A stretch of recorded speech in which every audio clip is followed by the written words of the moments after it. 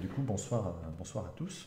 Merci d'être venus pour ce sujet ô combien sérieux et adulte, hein, qui est donc Pokémon.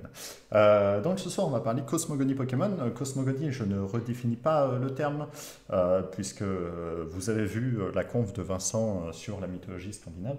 Et si jamais vous ne l'avez pas vue, je vous renvoie sur la chaîne du Max de Culture pour la regarder. Elle est excellente et ça vous permettra d'avoir une définition du terme. On va faire une conférence en 5 parties, sachant que la cinquième, si jamais vous en avez marre, on pourra ne pas la faire. Mais du coup, 5 parties théoriquement pour créer donc le monde dans sa totalité. On commence par la création de l'univers, le monde en fonctionnement, donc tout ce qui est fonctionnement du monde en tant que planète, l'apparition de la vie, et puis après quelques faits historiques, avec historique entre guillemets, parce que bien évidemment, nous sommes dans un monde de fiction, donc bon, voilà. Et puis même dans ce monde de fiction, on parle de faits qui se sont passés bien avant les jeux, bien avant la série animée, bien avant les films. Donc certains points sont potentiellement litigieux. Donc on va commencer par la création de l'univers. Et pour commencer, je vais donc vous lire un passage d'un livre intitulé L'histoire originelle que l'on trouve dans la bibliothèque de Joliberge. Joliberge qui est donc une ville de Sinnoh qu'on trouve donc dans la 4e génération Pokémon Diamant, Perle, Platine. Le livre dit ceci. Au départ, il n'y avait qu'un tourbillon de chaos bouillonnant. Et au cœur du chaos, où toutes choses ne font plus qu'une, un œuf apparut. Échappé du vortex, l'œuf donna naissance à l'être originel. Puis l'être originel se sépara en 2 entités distinctes. Le temps se mit en branle, l'espace commença à s'étendre. Puis l'être originel se sépara à nouveau pour fonder 3 entités. Les 2 entités firent le vœu de donner naissance à la matière, les 3 entités firent le vœu de donner naissance à l'âme. Une fois le monde créé, l'être originel plongea dans un sommeil profond. Donc, on commence avec le chaos, comme d'habitude. Quand on crée un monde, à la base, il n'y a rien, il y a un chaos, il y a le néant. On ne sait jamais trop ce qu'il y a exactement, mais globalement, il n'y a rien. Et là, apparaît un œuf. Un œuf, comme le dit très bien Cynthia dans les jeux Heart Gold Soul Silver, un œuf est le berceau qui garde toutes les possibilités d'une vie. Cette planète où nous vivons aussi est un œuf à sa façon. Ça montre bien là toute la symbolique de l'œuf. On ne parle pas d'un œuf au sens organique du terme. Il n'y a pas vraiment un œuf avec une coquille et une éclosion, mais c'est un œuf au sens symbolique.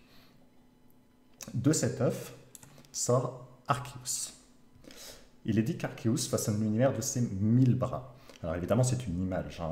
Arceus n'a pas 1000 bras au sens propre du terme, mais ça montre toute l'étendue des possibles dans ses pouvoirs. Arceus, ensuite, va donc donner naissance à 2 entités. Ces 2 entités, ce sont Dialga à droite et Palkia à gauche. Dialga va donc créer le temps, Palkia l'espace, et on aura donc la création de l'espace-temps. À partir de là, la matière va se former. Mais si Dieu est parfait, ça veut dire que sa création, qui n'est plus Dieu, ne l'est pas. Et cette imparfaititude, si je puis dire, cette imperfection, c'est plus joli, sera représentée dans les jeux par Giratina. Giratina, qui, outre l'imperfection, va représenter donc l'antimatière. L'antimatière qui est censée donc être en plus ou moins en quantité égale à la base avec la matière, va être bannie à cause de son potentiel de destruction par Arceus, dans ce qu'on appelle le monde inversé, ou le monde distorsion. Ça dépend des moments, ça dépend des gens qui en parlent, ça a plusieurs noms, mais globalement c'est une dimension parallèle dans laquelle, comme les pouvoirs de Dialga et Palkia n'ont pas de conséquences à cet endroit-là, le temps est arrêté, il n'y a pas de temps à proprement parler, l'eau ne coule pas, le temps ne passe pas, nos vies ne sont pas là-bas.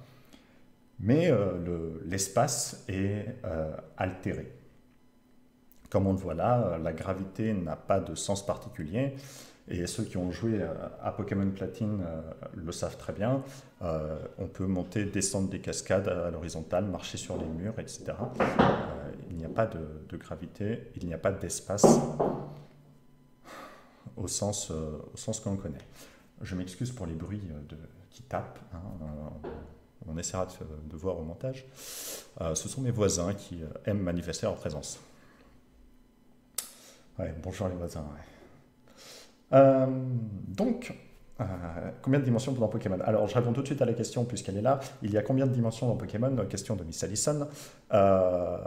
C'est inquantifiable parce qu'il semblerait qu'il y ait une infinité peut-être de dimensions parallèles. Je pourrais parler des nombreuses dimensions de Pokémon et du multivers, mais dans ce cas-là, ce sera l'objet d'une autre conférence ou d'un autre discours à un autre moment. Ce n'est pas le sujet ici, et ça prendrait du temps. Donc ensuite, nous avons de nouveau Arceus, qui donne naissance à 3 entités. Ces 3 entités sont Cré-Elfe, à gauche en jaune, Cré-Follet au milieu en rose, et Cré-Fadet à droite en bleu, qui représentent donc respectivement le savoir, l'émotion et la volonté. Ces 3 entités donnent donc naissance à l'esprit, à l'âme, et on pourra noter un point important présent dans la série comme dans les jeux vidéo. La chaîne rouge, qui est formée à partir des pierres présentes sur le front des 3 craies, permet de contrôler Dialga et Palkia. Ce qui signifie, on voit bien là la chaîne enroulée autour de Dialga et Palkia, ce qui signifie que la matière est dominée par l'esprit. Ce qui explique entre autres les Pokémon qui ont donc des pouvoirs psychiques qui peuvent influer sur la matière.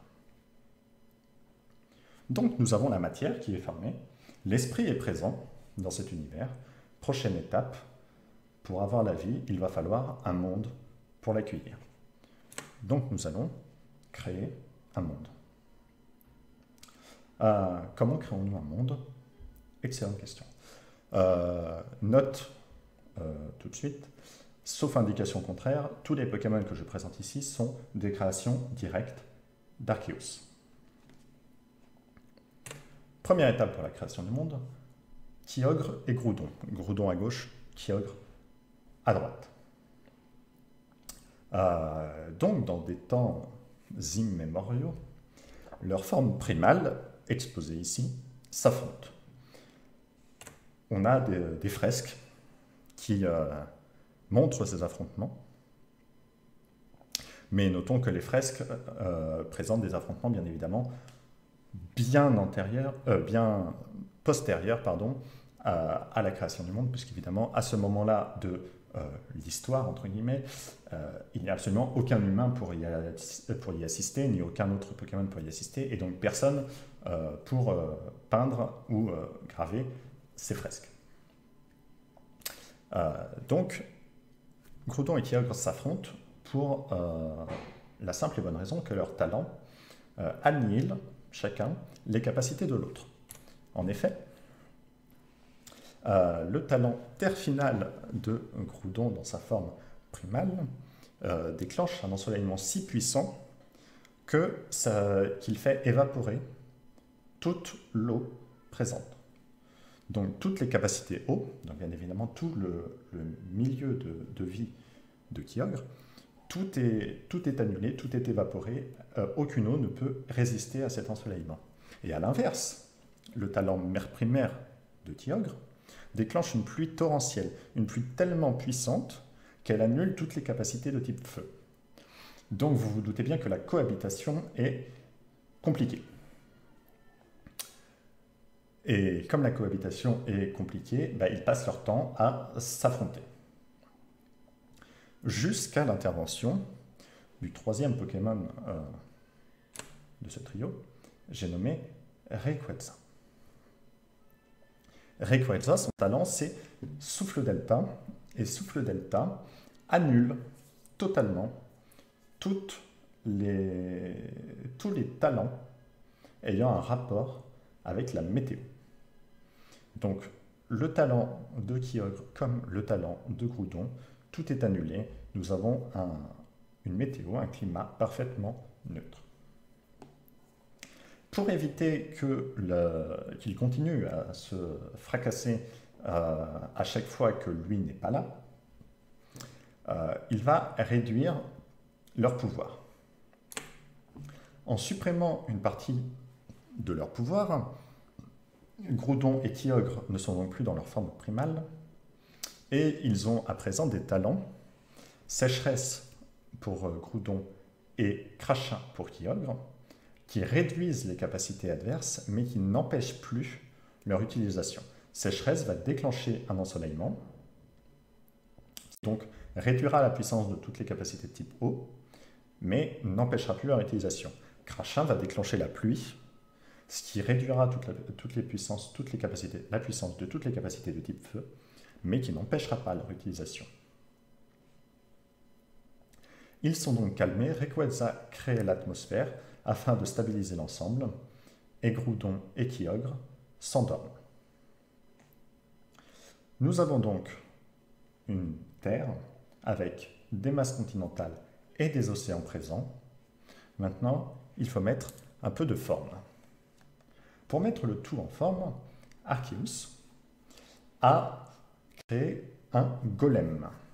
Un golem, dans la mythologie juive, c'est une créature formée à partir d'argile qui n'a pas de volonté propre, qui obéit à une instruction simple, comme une protection, une tâche simple, et qui n'a pas de volonté outre que celle de remplir sa mission. Voici donc Régigigas. Régigigas, c'est donc un golem qui, à l'aide de cordes, alors ne me demandez pas comment il a eu ces cordes, mais on peut considérer qu'Arceus peut donner des cordes à Régigigas, il va traîner les continents. Il va donc traîner les continents, c'est donc la tectonique des plaques évidemment, il va traîner les continents pour former des masses continentales habitables avec une certaine cohérence dans la forme, entre guillemets. Pour l'aider dans sa tâche et le prévenir en cas de problème quelconque à divers endroits du monde parce qu'il ne peut pas être partout à la fois, il crée 3 autres golems. Je ne sais pas si dans la mythologie juive, un golem peut créer un golem, mais en l'occurrence, ici, un golem a créé, non pas un, non pas deux, mais 3 nouveaux golems, qui sont Regice, à gauche, Registeel au milieu, et Regirock à droite. Il les a créés à partir de la matière qu'il a rencontrée sur son chemin de déplacement de continent. Regice, bien évidemment, est fait en glace. Registeel est créé à partir d'un métal qui, apparemment, n'existerait plus sur la Terre. Et Regirock est créé à partir de roches diverses trouvées sur le chemin. Notons un point intéressant avec Regirock, c'est qu'il peut se reconstituer, si jamais il s'effrite, si jamais il est blessé, il peut se reconstituer avec les roches qu'il trouve là où il est, ce qui fait que c'est un peu un amalgame de roches de toutes les provenances. Une fois cette tâche finie, les golems n'ont plus de but, et un golem qui n'a plus de but va donc s'endormir. La planète est donc formée. Elle ressemble à quelque chose d'à peu près présentable. On va donc pouvoir passer à la suite. La suite, c'est le cycle jour-nuit. Nous avons donc Ho-Oh à gauche et Lugia à droite qui vont gérer le cycle jour-nuit. Notons que, contrairement tout à l'heure à Groudon et à Kyogre, ils ne vont pas du tout se battre pour, par exemple, faire triompher le jour et avoir un jour perpétuel, mais au contraire, ils vont travailler en collaboration parce qu'ils savent que l'alternance jour-nuit est nécessaire. Ils ont d'ailleurs vécu pendant un temps au même endroit, mais nous y reviendrons un peu plus tard. Ho-Oh, c'est donc le jour. Il symbolise, il est associé à toute la symbolique de l'arc-en-ciel, le bonheur, le renouvellement, l'espoir, qui était associé donc au lever du soleil. Quand le soleil se lève, nous avons donc le renouvellement, une nouvelle journée et un espoir de nouvelles choses, de nouvelles découvertes, etc. Lugia, quant à lui, c'est la nuit. Il gère donc, en association avec la Lune, les courants marins et aériens et tout le système de marée. Mais ce n'est pas tout, parce que, comme le dit Quentin, il y a les 3 oiseaux légendaires qui sont gérés par Lugia. Donc Lugia gère, il ne les a pas créés, ce sont donc une création d'Arceus, mais c'est lui qui en a la supervision, dirons-nous. Sulfura, à gauche, Elector au milieu, et Articodin à droite. Le trio des oiseaux qui représente donc les 3 états de l'air. L'air orageux pour Elector, l'air glacé pour Articodin et l'air chaud pour Sulfura. C'est eux qui gèrent le cycle de l'eau. Une fois l'air suffisamment chargé en électricité par Elector, il y a formation d'orages, de nuages, l'eau se condense et va retomber en pluie ou en neige ou en grêle si Articodin apporte du froid. Et ensuite, Sulfura va provoquer la fonte des glaces d'une part et l'évaporation d'autre part. Notons que ces 3 oiseaux vivent chacun sur leur île, ils sont séparés, et que si jamais quelqu'un, quelque chose les dérange ou les en déloge, ils vont créer des cataclysmes parce qu'ils auront tendance à faire bouger les autres. Et s'ils sont tous les 3 au même endroit, ça a tendance à créer des petits cataclysmes, des petits problèmes météorologiques, dirons-nous.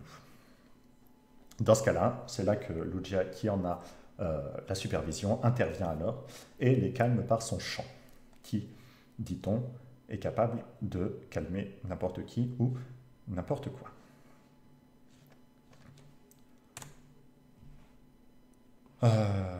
Donc nous avons un joli monde qui tourne bien, avec un joli cycle jour-nuit. Il ne manque plus qu'une seule chose sur ce monde, au final, c'est la vie. La vie,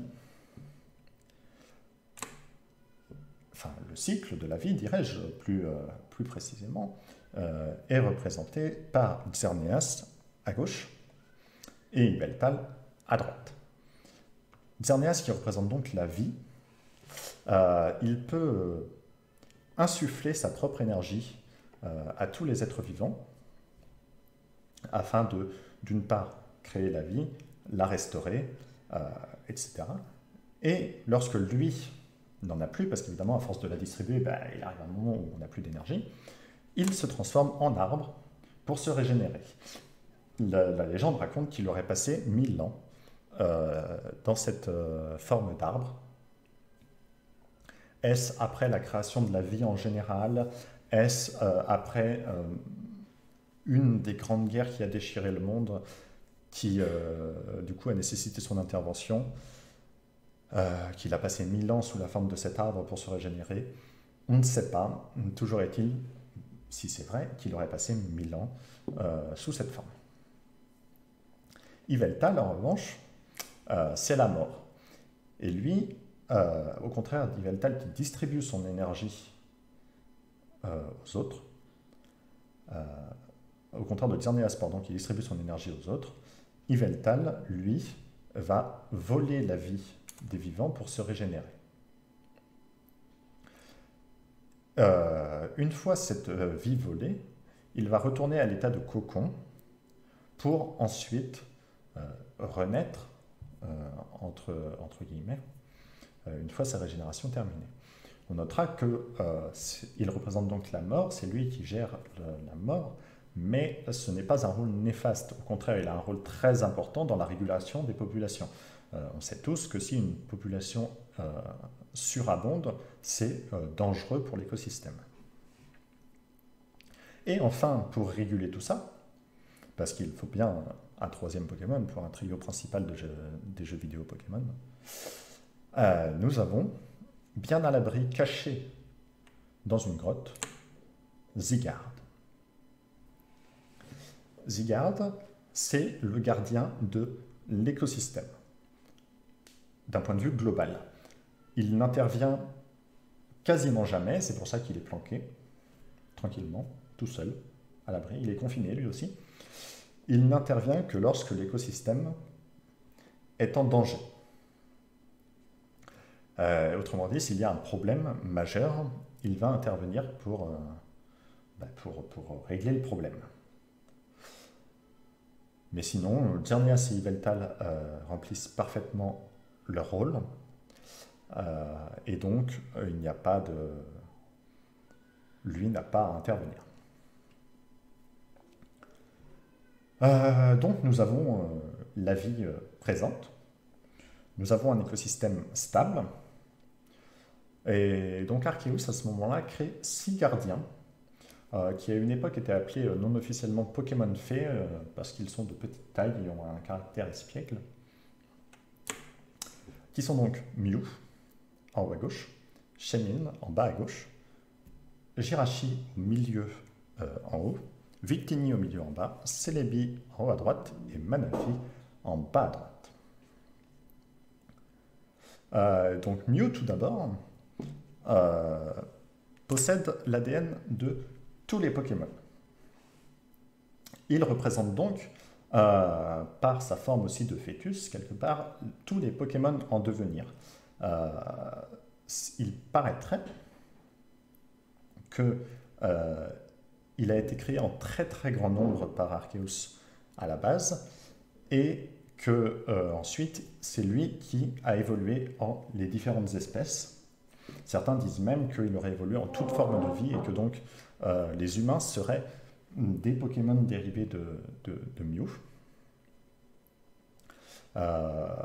Mais toujours est-il qu'il a au moins l'ADN de tous les Pokémon et qu'il représente donc tous les Pokémon en tant que tels. Donc c'est l'évolution, il est le gardien de l'évolution de la biocénose. La biocénose, c'est l'ensemble des êtres vivants dans un milieu. Donc, par exemple, ce Pikachu, ce Rattata, ce Lucario ou ce Meowth était, bon, à une époque très très lointaine, enfin, quand je dis était, c'est leurs ancêtres évidemment, des Mew. Ensuite, nous avons Shaymin. Shaymin, son pouvoir principal, c'est l'absorption de la pollution. C'est la purification de l'air. Ça permet ainsi tout le développement de la flore, quel que soit l'endroit où il est, quels que soient les événements qui ont pu se passer à un endroit, il est capable de tout purifier. Il est dit qu'il est capable de transformer le plus aride des déserts en jungle luxuriante. C'est donc le gardien du biotope. Tout ce qui est donc milieu naturel, c'est lui qui gère pour que ça se passe bien. Ensuite, Jirachi. Jirachi, il offre des miracles.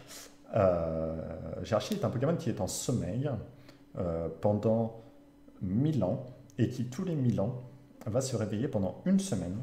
Et pendant cette semaine, pourra... il me manque un mot, réaliser absolument tous les vœux. Pendant une semaine. Donc, autant vous dire qu'une semaine tous les 1000 ans, c'est bien suffisant parce que, bonjour le hasard si tout le monde fait son vœu en même temps. Mais donc, il représente la réalisation d'un désir par une circonstance externe. C'est le miracle. On demande quelque chose et ça se produit. À l'inverse, Victini, il offre la victoire. C'est la réalisation d'un désir par une circonstance interne. C'est lui qui va apporter l'énergie nécessaire au dépassement de soi, d'une certaine manière. Il va donc permettre la victoire. Ce n'est pas donc un miracle, c'est pas on demande quelque chose et ça se produit, c'est on demande quelque chose, l'énergie nécessaire à la réalisation de ce quelque chose nous est apportée, et donc on peut réaliser ce quelque chose par nous-mêmes. Évidemment, la portée des actes permis par Jirachi et par Victini ne sont pas tout à fait la même, parce que un miracle, on peut demander à peu près n'importe quoi. Victini ne peut pas nous offrir quelque chose qu'on est incapable physiquement de faire. Et enfin, les deux Pokémon qui sont les gardiens du voyage et de tout l'environnement, entre guillemets. Premièrement, Celebi, qui, lui, peut voyager à travers les âges. C'est un Pokémon qui, donc, peut voyager dans le temps, très clairement. Il est donc c'est lui qui gère.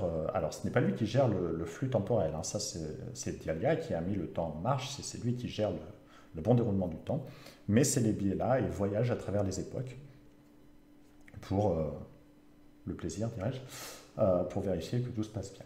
Et à l'inverse, Manaphy qui est très lié à la mer, mais surtout va voyager à travers le monde et va pouvoir nouer des liens avec tous les Pokémon qu'il rencontre. On dit qu'il peut nouer des liens avec n'importe quelle créature vivante qu'il va rencontrer. Donc, lui, c'est le voyage au sens spatial du terme. Encore une fois, ce n'est pas du tout lui qui gère l'espace, hein, ça c'est pas le cas, mais lui représente le voyage au sens spatial. Donc voilà, nous avons un univers qui est créé, un monde qui est fonctionnel, une vie qui est prospère sur le monde. Donc on a terminé avec la cosmogonie, la création du monde en elle-même. Donc nous allons passer sur quelques faits historiques, si vous le voulez bien. Donc je vais raconter trois faits qu'on peut qualifier d'historiques, car ils se sont passés bien après la création du monde, même si certains sont un peu vieux. Mais on n'est plus sur de la création, on n'est plus du tout sur de la création. Les humains sont présents depuis déjà très longtemps, et donc on n'est plus sur de l'histoire. Le premier, c'est le combat de l'idéal et de la réalité. Le dragon que vous voyez ici est ce qu'on appelle le dragon originel, créé par Arceus Aabas, qui représente l'idéal et la réalité. Une sorte de dualité en un seul dragon, qui du coup existerait là. Il aurait une puissance plus grande que Palkia, Dialga et Giratina réunis, ce qui n'est quand même pas peu dire. Mais il serait extrêmement mesuré, extrêmement bienveillant, et donc n'influerait que très peu dans le monde, et regarderait le déroulé. Mais nous sommes 2500 ans avant les jeux vidéo, avant le déroulé des jeux vidéo, à Unis. Unis qui est donc, je le rappelle, la région dans Pokémon Noir, Pokémon Blanc, la région de la 5e génération. À Unis, à l'époque, nous avons deux princes jumeaux qui essaient, tant bien que mal, avec toute leur conviction et avec toute leur passion, de résoudre tous les conflits autour d'eux. Le monde, à ce moment-là, est en partie en guerre, et ils s'acharnent à essayer de résoudre ces problèmes. Touché par leur dévotion, le dragon va proposer son aide. Il va donc aider les jeunes princes à résoudre les problèmes autour d'eux. Mais un jour, les deux frères jumeaux, je le rappelle, se disputent. Mais ce n'est pas la petite dispute, comme tout le monde se dispute avec son frère, c'est la grosse dispute, bien conséquente, vraiment. Ils ne sont pas d'accord. L'un prône une solution réaliste, quand l'autre prône une solution idéale. Le dragon, qui trouve que les deux solutions se valent, ne sait plus quoi faire, ne sait pas vers qui se tourner, et il va se passer un événement très particulier et unique en son genre, le dragon va se scinder. D'une part, nous aurons à gauche Reshiram, un dragon de feu qui se range aux côtés du frère qui prône la réalité, et à droite, Zekrom, le dragon de foudre, qui va se ranger aux côtés du frère qui prône l'idéal. Mais évidemment, les deux dragons étant chacun une moitié de ce dragon originel, ils sont de force égale. Le combat va donc s'éterniser. Les frères vont devenir complètement fous à force de se battre. Ils vont tout détruire sur leur passage car le pouvoir des deux dragons est très grand. Et le combat va finalement se terminer par la mort des deux frères. Sympathique comme histoire. N'oubliez pas, Pokémon, c'est pour les enfants. Mais de la scission du dragon originel en deux est né Kyurem, le Pokémon que nous avons au milieu, qui est le Pokémon frontière, qui est à la frontière entre la réalité et l'idéal. C'est une coquille vide, sans âme, qui, d'après le Pokédex, s'est gelé lui-même tellement le froid qu'il crée est intense. En effet, sans la chaleur du dragon de feu et sans l'énergie du dragon de foudre, il n'y a plus rien. Et s'il n'y a plus rien, c'est le froid intense, c'est le zéro absolu. Il n'y a plus de mouvement, il n'y a plus rien, il n'y a plus d'âme. Donc Kyurem s'est gelé lui-même. Depuis, Kyurem reste dans une grotte sans plus pouvoir absorber de nouveau Reshiram et Zekrom et redevenir le dragon originel.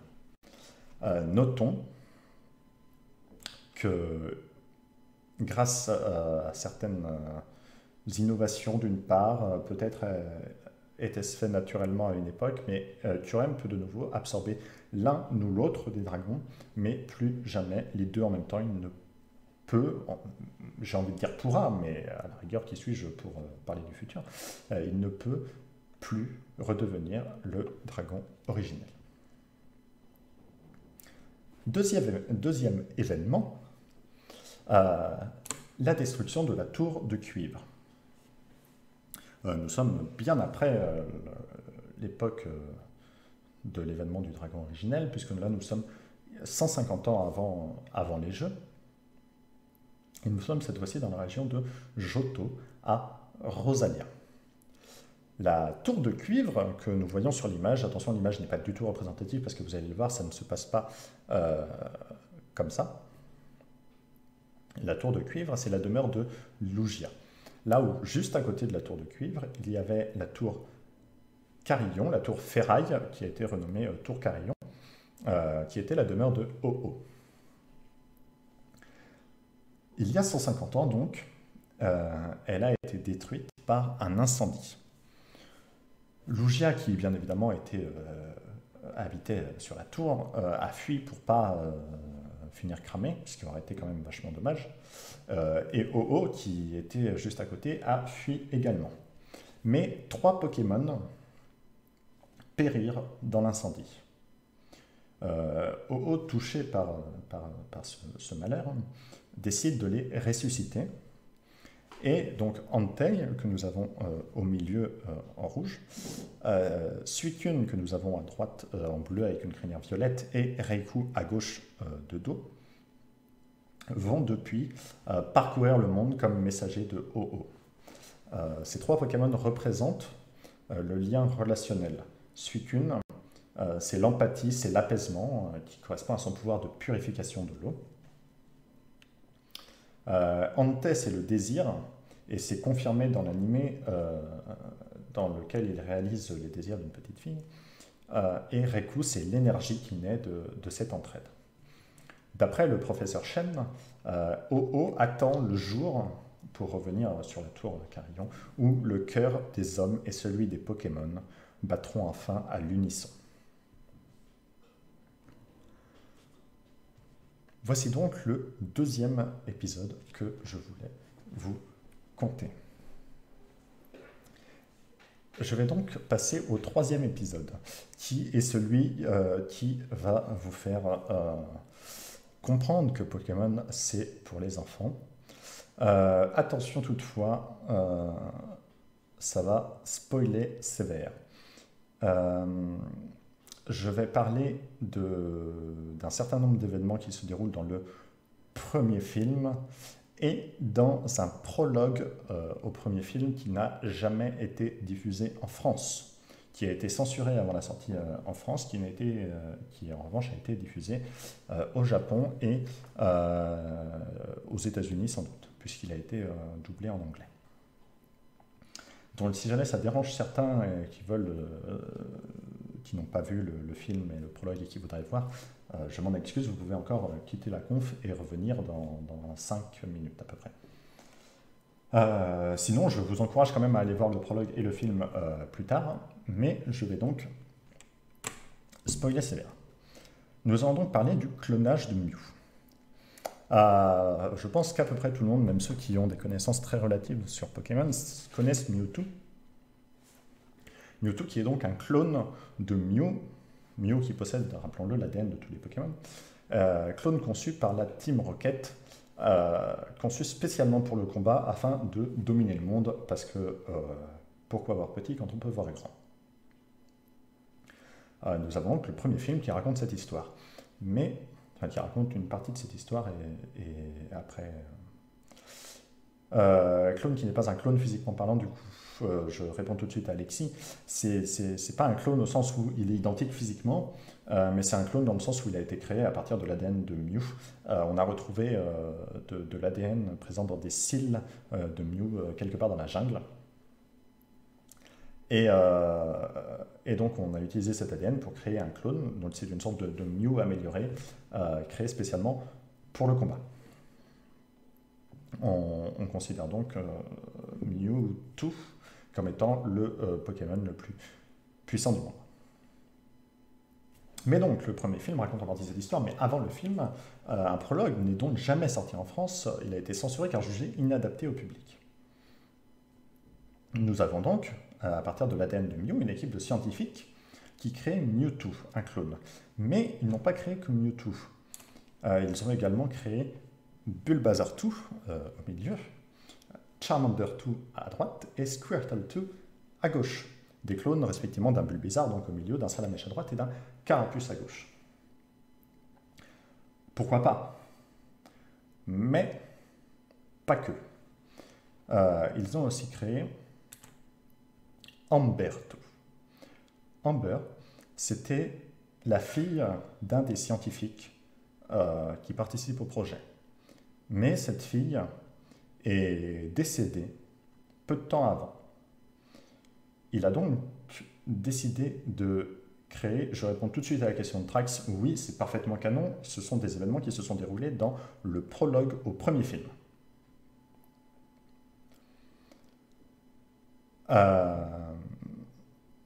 Nous avons donc Amber, la fille d'un des scientifiques qui est morte peu de temps avant, qui a donc, à partir d'une sorte d'énergie représentée par une sorte de fluide orangé, d'essayer de recréer sa fille, de la faire revivre après sa mort. Notons que la femme de ce scientifique l'a quitté car elle ne supportait pas l'idée qu'il crée un clone de leur fille décédée. Pokémon, c'est pour les enfants. Nous avons donc Amber 2, Bulbasaur 2, Charmander 2, Squirtle 2 et Mewtwo qui communiquent pendant qu'ils sont encore dans des sortes de caissons remplis d'un fluide assez particulier. Ils communiquent par télépathie et se retrouvent dans une sorte de monde souvenir d'Amber où Mewtwo va découvrir les choses de la vie. Contrairement aux 4 premiers, qui sont des clones très précis, c'est pas du tout ce terme-là, mais vous m'avez compris. Des clones très ressemblants, très proches des originaux. Mewtwo a été modifié, donc il n'a pas les souvenirs que pouvait avoir Mew. Donc lui ne connaît pas le soleil, ne connaît pas le vent, ne connaît pas le passage jour-nuit, et donc Amber va lui apprendre. Malheureusement, à la tombée de la nuit, Salamèche, Bulbizarre et Carapuce disparaissent de ce monde car leurs clones n'ont pas survécu. Mais Amber a juste le temps de dire au revoir à Mewtwo et de lui dire de ne pas être triste et elle disparaît aussi. Le clone d'Amber n'a pas survécu non plus. Mewtwo est inconsolable, mais on rappelle que pour l'instant, il n'est qu'une conscience, car son corps est sous sédatif dans un caisson. Malheureusement, ou heureusement, enfin je ne sais pas, chacun est libre de juger, ses pouvoirs psychiques sont déjà très puissants et il manque de détruire, de manière totalement inconsciente, le laboratoire et les scientifiques. Mais ces derniers ont le temps de lui inoculer un sédatif qui va d'une part le calmer et d'autre part lui effacer la mémoire. Malgré tout, il n'oubliera jamais la dernière phrase d'Amber qui lui dit « Life is wonderful ». Mais ce qui est évoqué dans le film, sans être montré à aucun moment, c'est qu'avant ce Mewtwo-là, il y a eu de nombreux essais, avant la réussite de la création de Mewtwo. De nombreux essais qui donc ont échoué. Donc de nombreux clones qui sont morts probablement, mais ça c'est encore un autre sujet. Mais donc on peut facilement imaginer que de nombreux clones de Mew sont morts pendant les divers essais. Mais certains auraient pu survivre sans être considérés particulièrement comme des réussites. Certains auraient pu survivre et être considérés comme un échec. Mais avant cela, petite devinette. Combien de Pokémon, d'après vous, font exactement la même masse que Mew? Non, ce n'est pas 42. Ben non, ce n'est pas 0 non plus. 12, 22, qui dit mieux? Hein.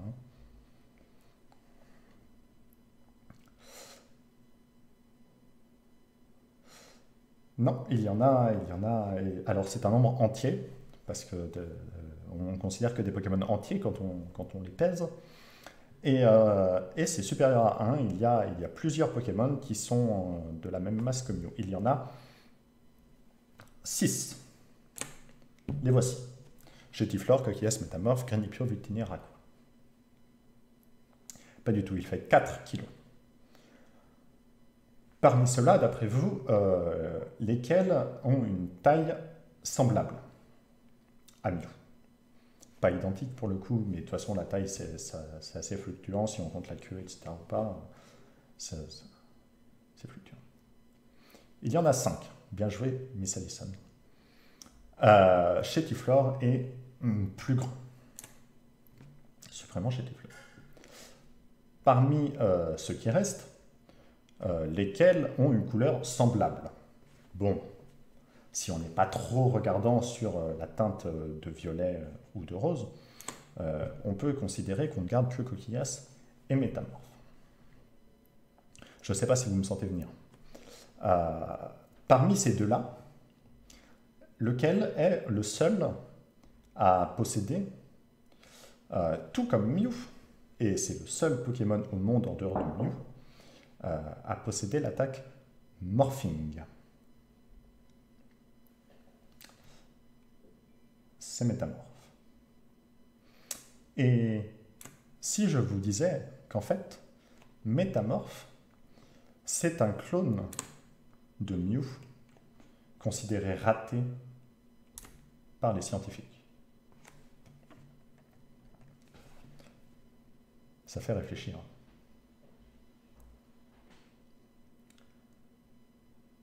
Alors, autant le début est historique et vérifiable, autant cette théorie n'est pas canon et n'a absolument pas été rendue officielle par qui que ce soit. Mais, ça se tient, non?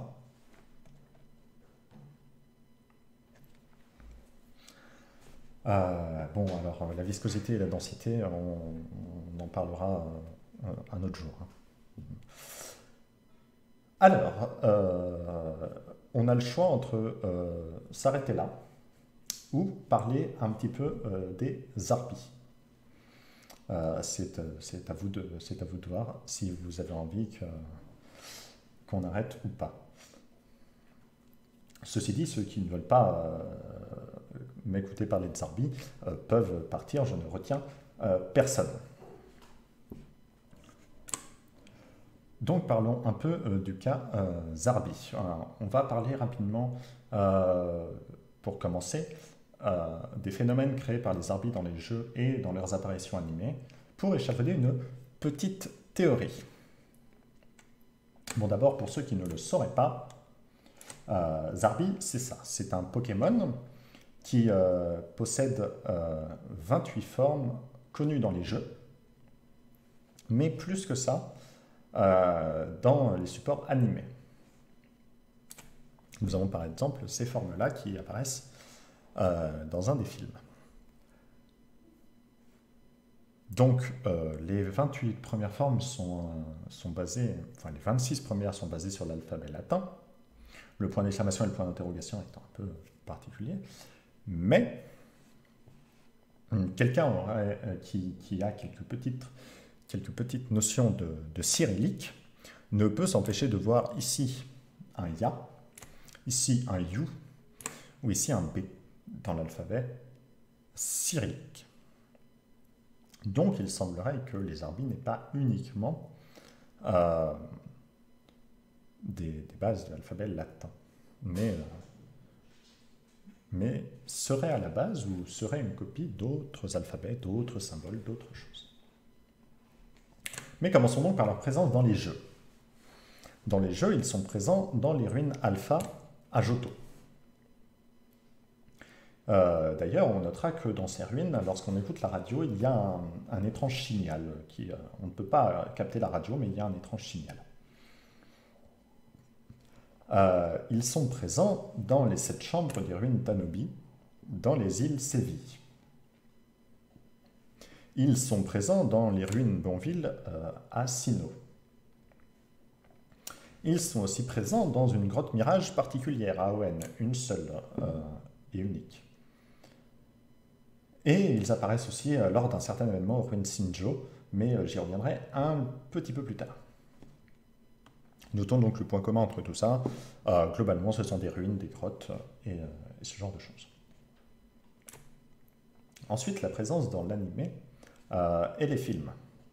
Épisode 263, Zarbi téléporte les héros dans l'esprit d'Ambridrelitz, qui ne correspondent pas à cette image d'ailleurs. Zarbi téléporte les héros dans l'esprit d'Ambridrelitz. Épisode 526, ils font bouger les murs, ils distordent la réalité, ils inversent la gravité, ce qui fait que Sacha et Ondine se retrouvent l'un à marcher au sol, l'autre à marcher au plafond, ce qui est très particulier. Le film 3, en revanche, particulièrement centré sur les Zarbi, montre qu'ils possèdent leur propre dimension et qu'ils sont capables de créer une porte dimensionnelle pour faire passer des choses, des gens ou eux, entre leur dimension et les autres. Ils sont capables de transformer une ville en cristal. Ils sont capables de faire grandir et vieillir une enfant. Ils sont capables de créer de toutes pièces un Entei.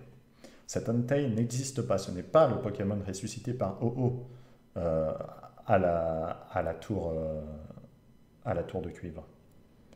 Cette jeune femme, a en réalité une dizaine d'années. Mais ils l'ont fait grandir, vieillir. Ils sont capables aussi d'hypnotiser une personne, car ils vont faire croire à la mère de Sacha que, en fait, c'est la mère de cette jeune femme. Dans le film 10, ils apparaissent également pendant le combat entre Dialga et Palkia, quand leurs dimensions respectives s'entrechoquent. Notons donc plusieurs choses. Ils sont très puissants quand ils sont nombreux. Un Zarbi seul, vous en avez déjà combattu dans les jeux, c'est pas le plus puissant des Pokémon. Globalement, il n'est pas particulièrement compliqué à battre. Mais quand ils sont nombreux, je viens de le montrer, ils peuvent faire des choses très impressionnantes. Ils sont capables de modifier le monde qui les entoure.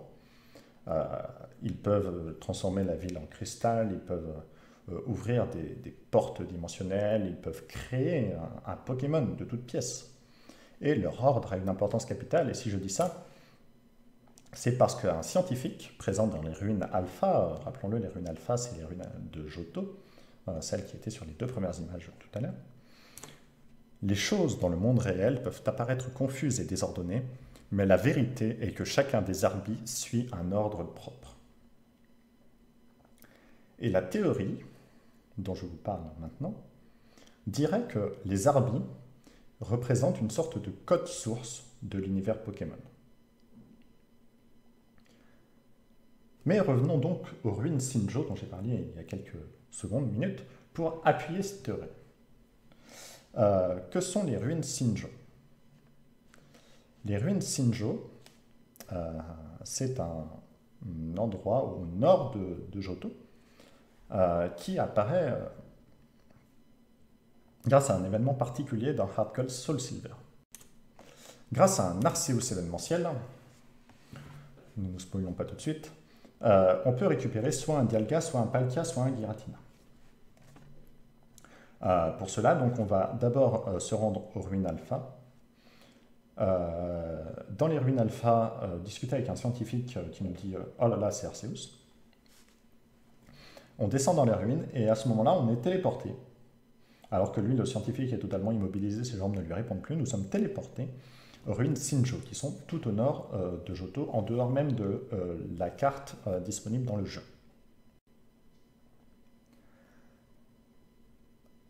On rencontre là-bas Cynthia, qui est, rappelons, le maître de la Ligue de Sinnoh, qui nous explique globalement qu'avec cet Arceus, suivant l'endroit où l'on se place dans les ruines, nous pouvons donc récupérer Dialga, Palkia ou Giratina. Mais donc, plaçons-nous à un endroit spécial. Là, Arceus va donc se mettre au centre du cercle, oserais-je dire. Que va-t-il se passer? Eh bien, tout d'abord, des Arbis apparaissent. Je vous épargne toute la vidéo de l'événement, mais elle est tout à fait trouvable sur YouTube si jamais vous le souhaitez. Donc, des Arbis apparaissent. Ces Arbis vont tourbillonner autour d'Arceus et se rapprocher de lui. Ensuite, nous aurons une succession de photos de notre monde. Et quand je dis de notre monde, je parle bien de notre monde à nous. C'est l'unique fois, arrêtez-moi si je dis une bêtise, c'est l'unique fois où cela arrive lors des jeux Pokémon. Nous avons donc des photos. Alors là, je vous en mets quelques-unes, mais beaucoup plus que cela en réalité, qui se succèdent vite, qui montrent des images, ici en arrière-plan, de notre monde. Donc, une grotte, un arc-en-ciel, une autoroute, un échangeur d'autoroute,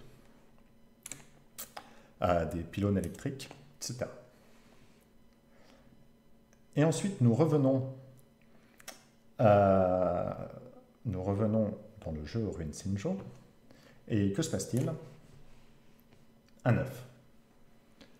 Arceus a donc créé un œuf à partir de rien. Alors, normal, me direz-vous, c'est le dieu dans le monde Pokémon, donc c'est tout à fait en son pouvoir de créer un œuf. Une fois qu'il a de toute manière créé des dizaines de Pokémon légendaires pour gérer le monde, il peut parfaitement créer un œuf. Donc dans cette œuf, vous l'aurez deviné, se trouve Dialga, Palkia ou Giratina suivant l'emplacement que nous avons choisi aux ruines. Mais ce qu'il faut noter, ce qui est important à noter, c'est qu'Arceus ne crée pas un œuf à partir de rien, c'est que des Arbis lui ont tourné autour et ont utilisé, peut-être, des Arbis pour créer quelque chose. Quelque chose qui n'existait pas dans le jeu à la base. Donc on peut considérer Arceus ici, on peut le comparer même à un développeur qui utilise un langage avec des symboles pour écrire quelques lignes de code et ajouter une petite fonction à un programme. Les Arbis seraient donc le code source du monde Pokémon.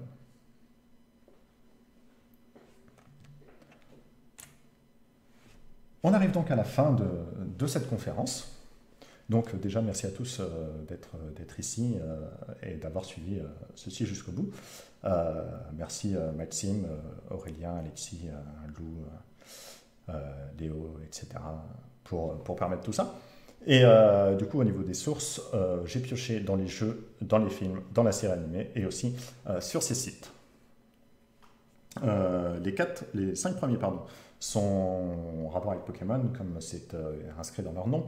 Le dernier est extrêmement intéressant pour tout ce qui concerne le fantastique. Il y a de nombreux articles sur des créatures dans tous les sens. N'hésitez pas à y jeter un coup d'œil. C'est très très bien fait, c'est très très intéressant et ça parle aussi de Pokémon.